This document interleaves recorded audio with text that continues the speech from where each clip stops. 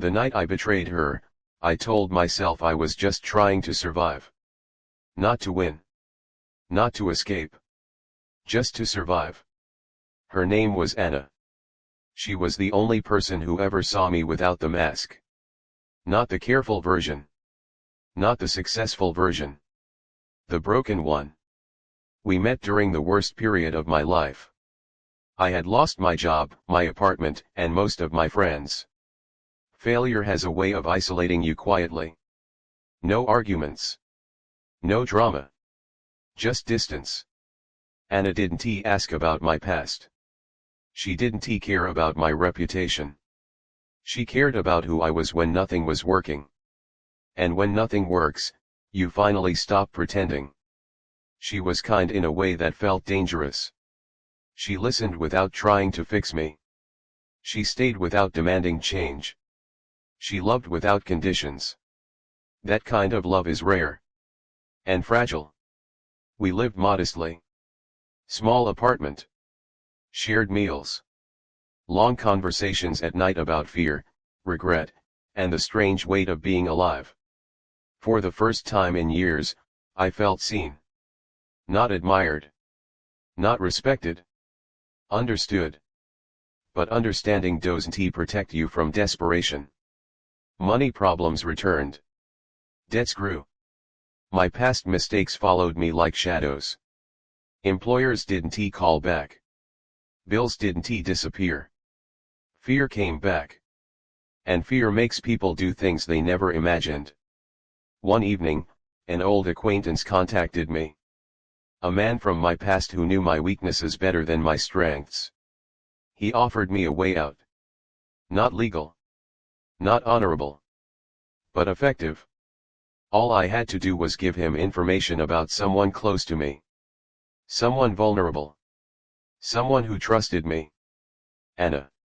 At first, I laughed. Thought it was a joke. It wasn't he. He knew things. About my debts. About my situation. About how desperate I really was. You don't have many options, he said. But you do have a choice. Choices feel different when you're afraid. I didn't tell Anna. Not because I wanted to protect her. Because I didn't want to lose her. And that's how betrayal begins. Silently. I told myself I would find another way. I told myself I was stronger than my fear. I told myself I would never hurt the one person who believed in me. But reality doesn't wait for courage. It waits for action. One night, while Anna slept next to me, I stared at the ceiling and felt the weight of two futures. One where I stayed honest and lost everything. One where I survived and lost myself. I chose survival. The information I gave them wasn't dramatic. Just details. Schedules. Habits. Small vulnerabilities. Enough. Anna never suspected me. That was the worst part. She trusted me completely. When things started going wrong for her, strange calls, pressure, fear, I pretended to be surprised. I held her when she cried. I told her everything would be okay. Lies are easier when they sound like comfort. One evening, she looked at me and said, "You're the only person I feel safe with." My chest tightened. Safety was something I had already taken from her. I didn't betray her with anger. I betrayed her with silence. Eventually, the situation became dangerous. Too dangerous. She had to leave. Disappear. Start over. She packed her life into a single suitcase. "Promise me we'll find each other again," she said. I promised. Promises don't mean much when they're built on lies. The night she left, I watched her walk into the rain without knowing I was the reason she had to run. My life became easier after that. My debts disappeared. My problems softened. My survival felt secured. But my reflection didn't feel familiar anymore. I had traded the only real connection in my life for comfort. And comfort has a strange taste when it's built on betrayal. Some people think regret arrives immediately. It doesn't. It arrives slowly. In quiet moments. In empty rooms. In memories you can't rewrite. Anna trusted me with her heart. I used it as collateral. And that was the moment my life stopped feeling like my own. After Anna disappeared, my life became quieter. Not peaceful. Just empty. The threats stopped. The debts vanished. The pressure that had crushed my chest for months slowly faded. On paper, everything looked better. But nothing felt better. I moved to a new apartment. Smaller. Cheaper. Quieter. A place where no one knew my name or my past. The walls were bare, the rooms cold, the silence loud. For the first time in my life, I had what I thought I wanted. Stability. And I had never felt more unstable. Every object reminded me of her. A cup we used to share. A blanket she loved. The smell of cheap coffee in the mornings. I didn't cry. I felt hollow. People assume guilt is loud. That it screams, breaks you, destroys your sleep. Guilt is quieter than that. It sits with you at night. It asks questions without raising its voice. It doesn't accuse. It waits. I told myself Anna was safer without me. That she had escaped something worse. That my betrayal had somehow protected her. That lie was easier to live with than the truth. The truth was simple. I had chosen myself. And every choice has a cost. Weeks passed. Then months. No messages. No calls. No sign that she still existed in my world. Sometimes I imagined her starting over somewhere else. New city. New name. New life. A life without me. And maybe that was mercy. One evening, while walking home through the rain, I saw a woman with the same posture as Anna. Same hair. Same walk. My heart stopped. It wasn't her. But the reaction told me everything I needed to know. I wasn't done paying for what I had done. I started avoiding people. Conversations felt heavy. Smiles felt dishonest. I didn't trust myself to care about anyone the way I had cared about her. Because caring meant vulnerability. And vulnerability had cost me everything real. At night, I replayed moments in my head. Her laughter. Her trust. Her voice saying, "I feel safe with you." Safety. The word felt like a weapon. I had destroyed the one thing I was supposed to protect. And the worst part, no one knew. To the world, I was just a man who survived a hard time. To myself, I was someone who failed when it mattered most. One night, I dreamed of Anna. She was standing on the other side of a glass wall, trying to speak. I couldn't hear her. I knocked, screamed, begged. She turned away. I woke up shaking.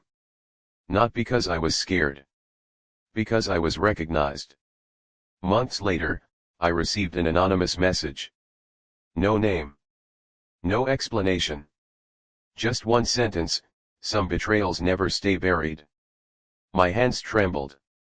I didn't know who sent it. But I knew what it meant. The past doesn't disappear because you want it to. It waits. I started looking over my shoulder. Listening to footsteps. Reading every unknown message twice. Not because I feared punishment. Because I feared exposure. Exposure of the man I had become. I wasn't afraid of losing money. I was afraid of losing the last piece of my identity that still looked human. One evening, I walked into a small church. Not to pray. To sit somewhere quiet where my thoughts couldn't escape. I looked at the empty altar and whispered, "I didn't mean to destroy her." But intention doesn't change outcome. You don't betray someone by accident. You betray them by choice. The loneliness became heavier than the fear that once controlled me. I realized something uncomfortable. I hadn't just lost Anna. I had lost the version of myself that deserved her. The man who protected. The man who stayed. The man who didn't sell love for survival. I had traded connection for comfort. And comfort had become a prison. One night, my phone rang. Unknown number. I didn't answer. The phone rang again. I answered. Silence. Then a voice. Not angry. Not loud. Tired. I know what you did, the voice said. My chest tightened. You don't get to disappear from what you caused. The line went dead. For the first time since Anna left, I felt something stronger than guilt. Consequences. Whatever I had buried was rising. Not to punish me. To remind me. I wasn't the victim of my life. I was the author of its darkest chapter. And that chapter wasn't finished yet. I didn't run after that phone call. I didn't call the police. I didn't try to hide. Because I already knew something important. You can't escape the version of yourself you created. You can only live with it. For days after the call, I barely slept. Every noise felt louder. Every shadow felt heavier. Not because I feared being caught. Because I feared being seen. Seen for who I really was. A man who sold trust for comfort. A man who traded love for survival. A man who stayed silent while someone else paid the price. The worst punishment wasn't fear. It was awareness. I started walking at night, letting the cold air fill my lungs. The city looked different when you no longer felt like part of it. Lights felt distant. People felt unreachable. Everyone else was living. I was remembering. Remembering the way Anna looked at me when she trusted me completely, remembering the way she held my hand like it meant safety. Remembering how easily I destroyed that. I had told myself I was protecting us. But protection doesn't require lies. It requires courage. And I had none. One evening, I returned to the old bus stop where I watched her walk away in the rain. The bench was still there. The street light still flickered. Time had moved on. I hadn't. I sat down and whispered, I'm sorry. Not to the street. Not to the night. To the version of her that still existed in my memory. Apologies don't change the past. They just make the present heavier. A week later, another message arrived. This one had a location. No threats. No demands. Just coordinates. I knew what it meant. Facing consequences doesn't always involve handcuffs. Sometimes, it involves truth. The place was a quiet cafe near the outskirts of the city. Almost empty. Soft light. Neutral atmosphere. She was sitting in the corner. Anna. Not angry. Not dramatic. Tired. Older. Stronger. My chest tightened in a way fear never managed to do. You look different, I said. So do you, she replied. Silence sat between us. Not awkward. Heavy. I know everything, she said calmly. I nodded. There was nothing left to hide. You didn't just betray me, she continued. You rewrote my life without my consent. Her voice didn't shake. Mine did. I was afraid, I said. Fear explains things, she replied. It doesn't excuse them. She told me what my betrayal had cost her. Years of hiding. Loss of stability. A life rebuilt from fragments. Not because she was weak. Because she trusted the wrong person. You were my safe place, she said. And you sold it? I wanted to argue. But arguments are useless when the truth is complete. I don't want revenge, she said. I want you to understand. Understanding is heavier than punishment. Because punishment ends. Understanding stays. I survived, she continued. But you lost something too. She was right. I had lost myself. Not suddenly. Gradually. Choice by choice. Lie by lie. She stood up to leave. This is the last time you'll see me, she said. Some people don't deserve second chances. They deserve awareness. And then she was gone. No shouting. No closure. No forgiveness. Just reality. That night, I didn't feel angry. I felt empty in a different way. Not hollow. Clear. I finally understood something important. I didn't destroy my life in one moment. I destroyed it by choosing myself over someone who chose me. People think survival is strength. Sometimes, it's just selfishness wearing a mask. My life didn't fall apart after that. It became quiet. Simpler. Lonelier. But honest. No illusions. No justifications. No heroic excuses. Just consequences. Some nights, I still hear her voice in my head. You were my safe place. And I remember how easily safety can be stolen. Not with violence. With silence. With fear. With convenience. I didn't lose her because the world was cruel.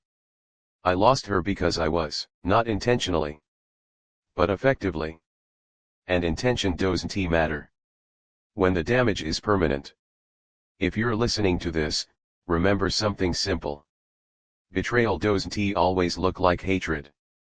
Sometimes it looks like doing what you have to do. But what you have to do reveals who you are.